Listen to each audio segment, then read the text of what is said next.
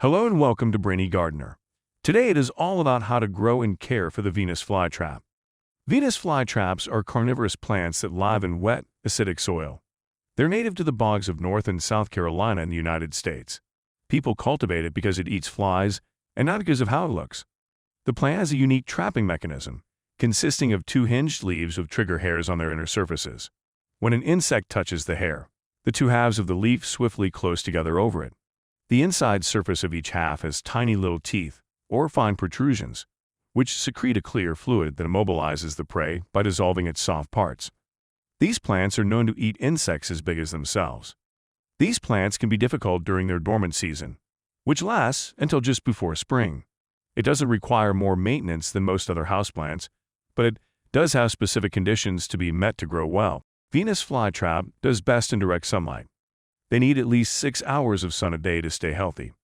Therefore, they should be placed in an area where they will get plenty of sunlight, such as near a window or in a bright room. These plants are very particular about their location.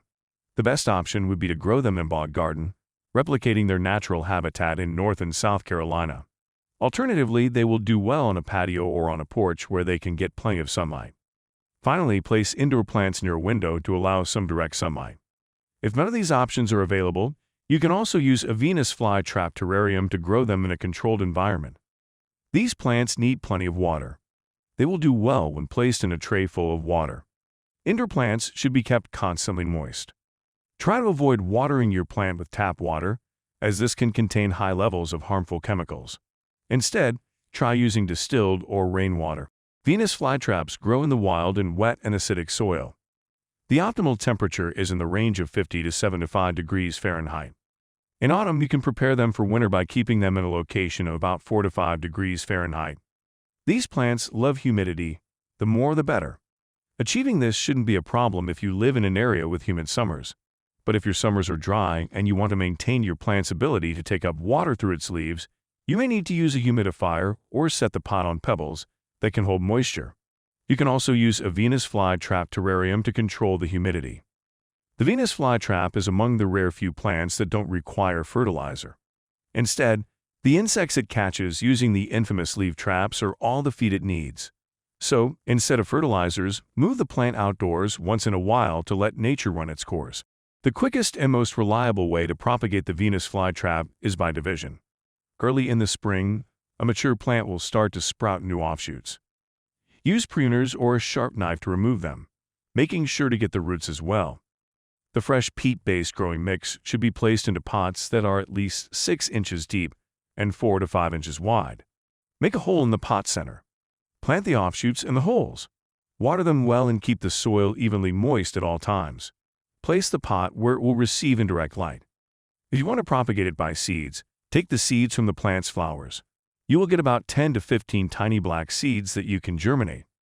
These seeds need not be soaked in water. They have the highest chance of successfully taking root if you plant them as soon as possible. Place them in a container filled with moist sand or peat moss and keep them in a warm place until they germinate. Usually, this takes about 5 months. Venus flytraps like moist, acidic soil. They grow in bogs and wet savannas, so these conditions are ideal for them. To pot, the best thing to do is use a peat-based potting mix when filling your container. This plant should be repotted when the leaves are growing at the edges of the pot. Take a container that is just a little bit taller and wider than the original pot, and fill it with the proper soiling mix. Plant the white part of the rhizome at the center and fill the rest of the pot with peat moss or pure sand. The Venus flytrap is non-toxic to humans, dogs, cats, and horses. These plants are susceptible to aphids and spider mites. Aphids inject a poisonous liquid into their cells while eating them. On the other hand, spider mites produce webs that cover the plant and leave it to die. It is essential to get rid of these pests as soon as they are spotted because they can quickly damage the plant. Use insecticidal soap, horticultural oil, or neem oil to get rid of these insects.